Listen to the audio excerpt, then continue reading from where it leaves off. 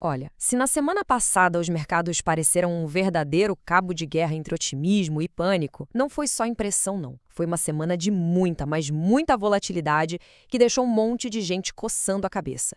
E hoje a gente vai desvendar o que exatamente puxou essa corda com tanta força pro lado do medo. Então, vamos direto ao ponto, né?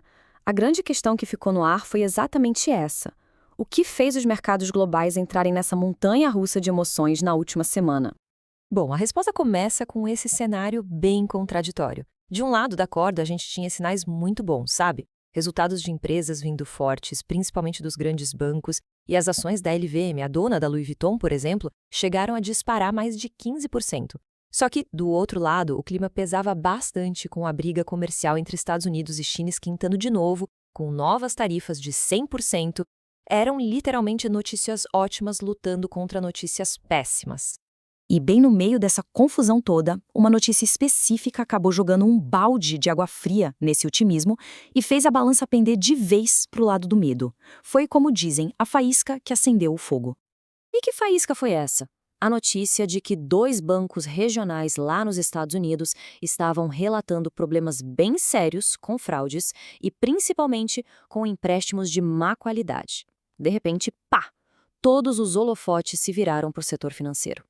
E aqui vem o detalhe que à primeira vista parece estranho. O valor inicial do prejuízo divulgado era de uns 50 milhões de dólares.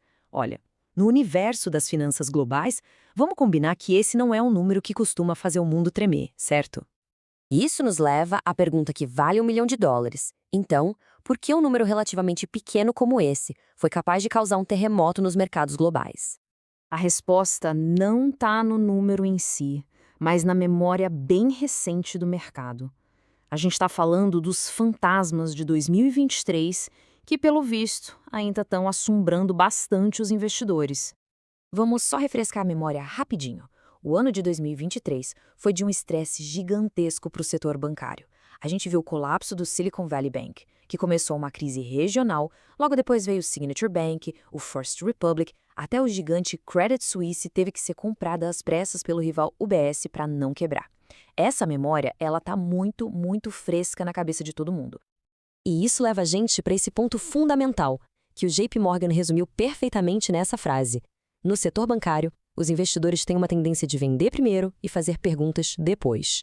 Ou seja, o medo fala mais alto que a análise racional. Ninguém quis pagar para ver se o problema era pequeno.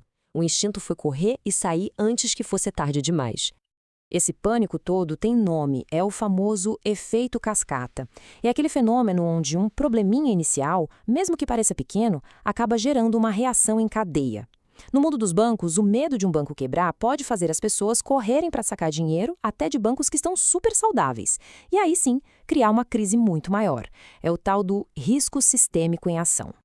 Mas veja bem, essa crise de confiança nos bancos não aconteceu num vácuo, não foi algo isolado. Na verdade, ela só amplificou um monte de tensões globais que já estavam deixando todo mundo com os nervos à flor da pele. Os riscos, hoje, estão todos interligados. Pois é, nada disso acontece por acaso, num mundo à parte. Pelo contrário, tudo isso está acontecendo no meio de um verdadeiro coquetel de preocupações globais. A gente tem o medo de uma bolha nas ações de inteligência artificial, tem as brigas comerciais sem fim entre Estados Unidos e China, os conflitos na Ucrânia e em Gaza mexendo com o preço de tudo, e ainda por cima a dívida gigante do governo americano. O susto nos bancos foi só a faísca num verdadeiro barril de pólvora. E se alguém duvida do tamanho do medo, é só olhar para esse número. Nos últimos 12 meses, o preço do ouro subiu incríveis 50,90%. Isso é um movimento clássico de fuga para a segurança. Quando o investidor tem medo da instabilidade de ações e moedas, para onde ele corre? Para o ouro. Uma alta dessas é um baita sinal de que o clima está pesado. Tá bom, mas vamos trazer essa conversa aqui para casa. Como é que essa bagunça global toda afeta quem investe aqui no Brasil? Será que a gente está protegido numa espécie de fortaleza? Para entender isso, a gente precisa olhar para uma diferença crucial entre os sistemas bancários. Lá nos Estados Unidos, são mais de 4.000 bancos.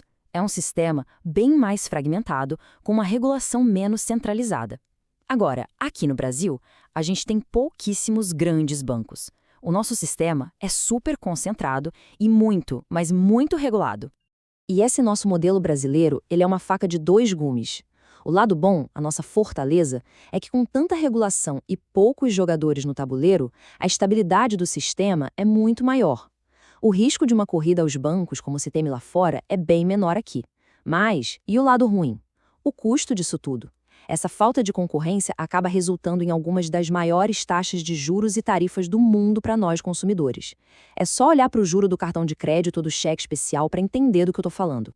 Certo. Então, para a gente amarar tudo isso, o que dá para tirar de lição de uma semana tão maluca como essa? O que é importante ficar de olho daqui para frente?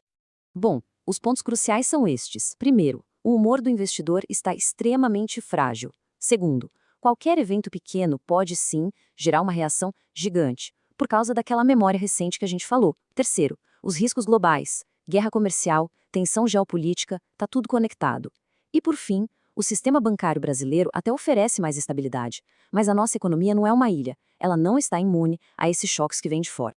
Isso tudo nos deixa com a reflexão final para a gente pensar, em um mundo tão hiperconectado como o nosso, será que alguma economia consegue de verdade ser uma ilha totalmente protegida de tudo que acontece lá fora?